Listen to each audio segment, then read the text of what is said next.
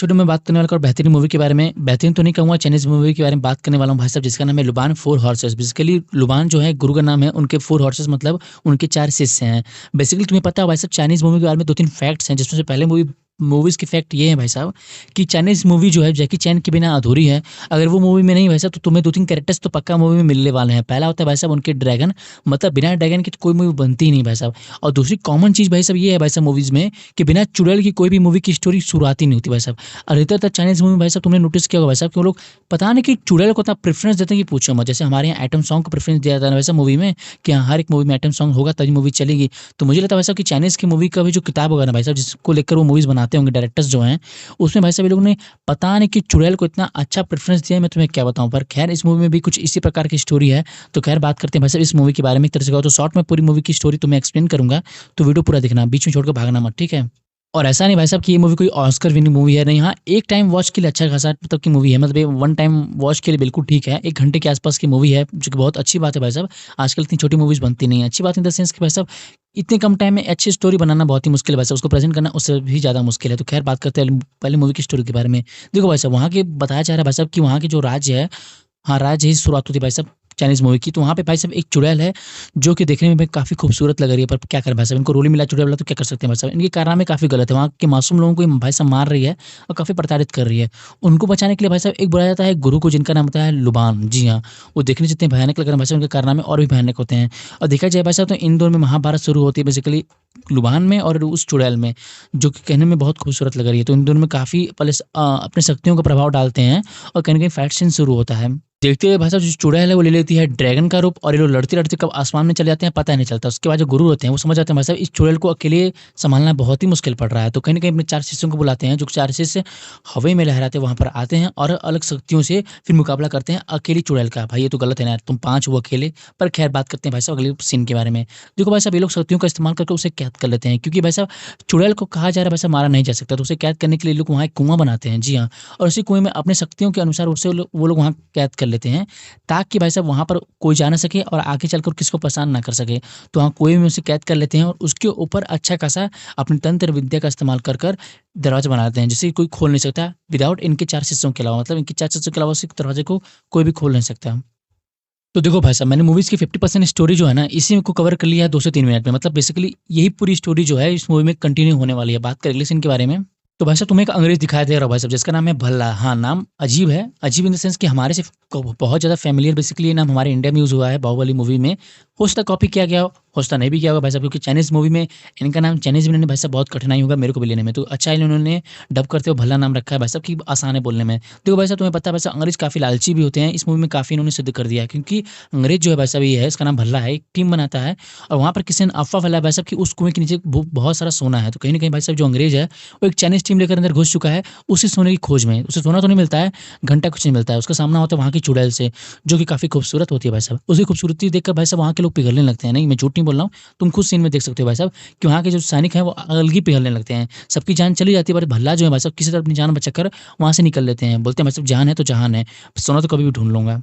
के बाद भाई साहब जो अंग्रेज़ हैं भले यानी भल्ला जो है वो बहुत गुस्से में जाते हैं एक बुड्ढे के पास, बोलते हैं साले तूने मुझे बेवकूफ़ बनाया है, ये ₹40 का पोथली देकर मुझे तूने नक्शा देकर अंदर भेजा था भाई साहब वहाँ सोना कहकर, वहाँ तो घंटा सोना नहीं है भाई साहब। उसके बाद जो पंडित जो होता है, एक तरह से कहो तो यार जो गुरु बुड्ढा होता है भाई साहब उसे बेवकूफ़ बनाता है। उसे कहता है कि नहीं बेटा, वहाँ सोना है, वहाँ सच में बहुत सारा कुबेर खजाना रखा हुआ है।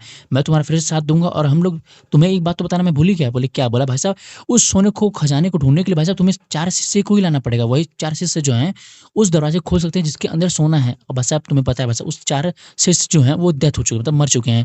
ये कहा जा रहा है वहाँ के सीन के अकॉर्डिंग। तो बता रहा है भाई साहब कि उस 4 शिष्यों के बेटे अभी ज़िंदा हैं। तो मतलब उनके पूर्वज के किसी भी शख्स को उठा के लाओ तो वही 4 जो पूर्वज के शिष्य हैं उस दरवाज़े को खोल सकते हैं भाई साहब। तुम्हें तो पता है भाई साहब मूवी की स्टार्टिंग में कि भाई साहब उस दरवाज़े के पीछे क्या है? उस दरवाज़े के पीछे भाई साहब चुड़ैल रखी है, पर इस बात वहाँ पे खुल के नहीं आती भाई साहब, मतलब खुल के सामने नहीं आई हुई थी अभी बात जो है उस भल्ला को पता नहीं है। तो कहीं न कहीं जो पंडित होता है यानी जो बुड्ढा होता है कहता है भाई साहब जाओ उन 4 शिष्यों को ढूँढ के लाओ, यानी उनके बेटे को ढूँढ के लाओ। वही जो 4 शिष्य हैं उसी खजाने को ढूँढ सकते हैं और बेसिकली उस खजाने का दरवाज़ा जो है उसको खोल सकते हैं। और भाई साहब उन 4 शिष्यों को देखकर तो मुझे तो नहीं लग रहा भाई साहब कि इनके फादर जो है वो महान शासक रहे होंगे, बेसिकली महान फाइटर रहे होंगे, क्योंकि ये लोग भाई साहब ढाबा काम कर रहे हैं बेसिकली देखा जाए तो। और देखो बस अगले सीन में क्या होता है, बस एक और नया कैरेक्टर का इंट्रोड्यूस होता है जिसका नाम होता है दास, जो कि कहने को वहाँ पुलिस ऑफिसर है। अब देखो भाई साहब चाइना में हो या इंडिया में हो, बिना सरकारी कागज़ों के के द्वारा तुम कोई भी काम स्टार्ट नहीं कर सकते, मतलब बिना तुम घूस दिए कुछ काम नहीं कर सकते। तो कहीं न कहीं उसी के साथ भी उसने जो है अंग्रेज़ ने पार्टनरशिप किया था कि किसी को अगर वहाँ सोना मिल गया, तो हम सब आपस में आधा-आधा बाँट लेंगे। पर भाई साहब तुम्हें पता है भाई साहब, चाइनीज़ से ज़्यादा अंग्रेज़ लालची होते हैं, तो कहीं न कहीं इस जो एग्रीमेंट है उसको नकारता है और कहीं न कहीं रास्ते से हटा देता है। किसको? ऑफ़िसर को, दास को, अपने ही लोगों से मरवाता है, उसके साथ उसकी पूरी टीम को। अब कहीं न कहीं भाई साहब देखो तो वो अकेला मालिक बन चुका है उस पूरे खजाने का, जो कि अभी तक उनको पता भी नहीं कहाँ पर है और उनको मिला भी नहीं है। तो कहीं न कहीं पूरी प्लानिंग बन चुकी है भाई साहब, और देखते ही भाई साहब उन चारों तीनों शिष्यों को बुला लिया गया है, जिनकी मदद से वो लोग जाएँगे नीचे और वहाँ से उस खजाने को निकालेंगे। और आखिरकार भाई साहब ये सीन स्टार्ट होता है भाई साहब, जहाँ पे लोग नीचे पहुँचते हैं, उनके सामने काफ़ी मुश्किलें आती हैं भाई साहब, मतलब एक तरह से भाई साहब काफ़ी इमेजिनेशन इनके दिमागों से वहाँ की चुड़ैल खेलती हैं, पर कहीं न कहीं जो इनके शिष्य हैं, इन पे उनका बहुत कम प्रभाव पड़ता है। प्रभाव इन द सेंस पड़ता है, कम पड़ता है, क्योंकि भाई साहब देखो, जो चुड़ैलें होती हैं वो दूर से बहुत दिखने में काफ़ी खूबसूरत होती हैं, पर जैसे-जैसे वो पास आती हैं भाई साहब, वो उतनी भयानक दिखती हैं कहीं न कहीं। तो उन पे जब आक्रमण करती हैं, तो कहीं न कहीं अपनी जान बचाकर वहाँ से निकल लेते हैं। अंग्रेज़ भी निकल लेते हैं भाई साहब, सब लोग निकल लेते हैं अच्छे खासे। अब देखो भाई साहब, तुम्हारा अगला सवाल ये होगा भाई साहब कि अगर मूवी पूरी अच्छी खासी स्टोरी चल रही है, अच्छी खासी स्टोरी है, कैरेक्टर्स हैं, इसमें लव वाला फैक्टर कहाँ क्या? मतलब बेसिकली मूवी बिना लव के तो अधूरी है ना भाई साहब। तो कहीं न कहीं तुम्हारा नाम लिया है लव के बारे में, तो ना लव हाज़िर हो गया। तो कहीं न कहीं भाई साहब, अब नकुल जो उस मूवी का मेन लीड हीरो है, उसको कहीं न कहीं प्यार होता है एक लेडी से, जो कि उसी बिरादरी की होती है, जिसका नाम होता है पद्मश्री। जी हाँ। अब कहीं न कहीं भाई साहब देखो, वो भी तो अपनी एक तरह से कहो तो 4 शिष्यों में से एक शिष्य की वंशज होती है, तो कहीं न कहीं इनको आपस में प्यार होता है। तो चलो बात करते हैं अगले सीन के बारे में, come back to the story.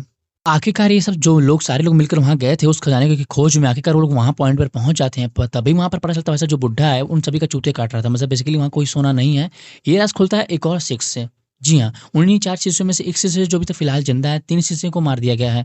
वही आगे पोल खोलता है भाई साहब कि तुम्हें जो बुड्ढा है ना बेवकूफ़ बना रहा है। यहाँ कोई सोना नहीं है, बल्कि यहाँ पे एक ज्ञान तंत्र है जिसकी मदद से कोई भी इंसान अमर हो सकता है। तो कहीं न कहीं बुड्ढे का जो मंशा है उसी ज्ञान तंत्र को पाने का है। तो कहीं न कहीं बात से देखो, अभी भी लोग मजबूरी में हैं, क्योंकि इनके पीछे अंग्रेज़ पड़ा हुआ है बंदूक लेकर। तो कहीं न कहीं इनको अब मिलकर उसी दरवाजे को खोलना पड़ेगा। उस दरवाजे को खोलने के लिए भाई साहब इन्हीं 4 शिष्यों का होना ज़रूरी है, क्योंकि अगर ये लोग मंत्र पढ़ेंगे तभी वो दरवाजा खुलेगा। तो कहीं न कहीं 4 शिष्य जो हैं मिलकर मंत्र पढ़ते हैं और कहीं न कहीं वो दरवाजा खुलता है।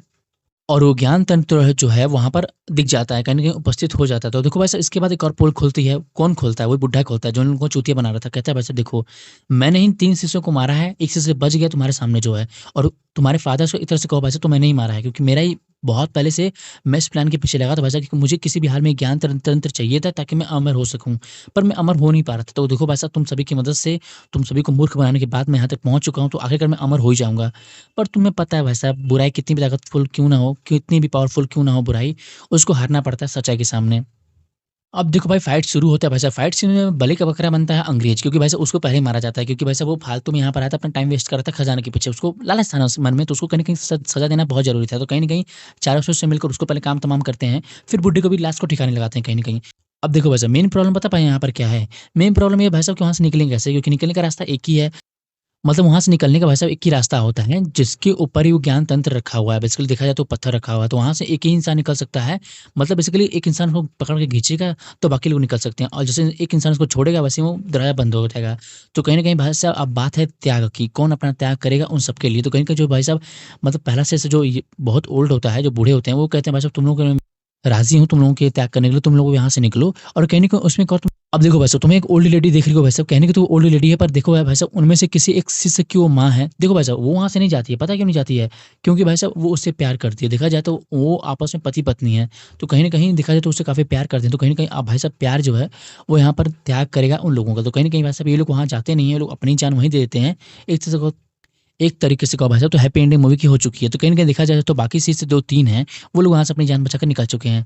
और उनकी जान निकलने के बाद भाई साहब वो लोग धन्यवाद करते हैं उन्हीं दोनों लोगों का कि भाई साहब उनकी वजह से उनकी जान बच चुकी है। देखो भाई साहब मूवी में कुछ खास स्टोरी मूवी की है नहीं, पर हाँ, वन टाइम वॉच के लिए मूवी तुम देख सकते हो भाई साहब। आई होप तुम्हें मैंने मूवी की पूरी स्टोरी क्लियर कर दी हो भाई साहब।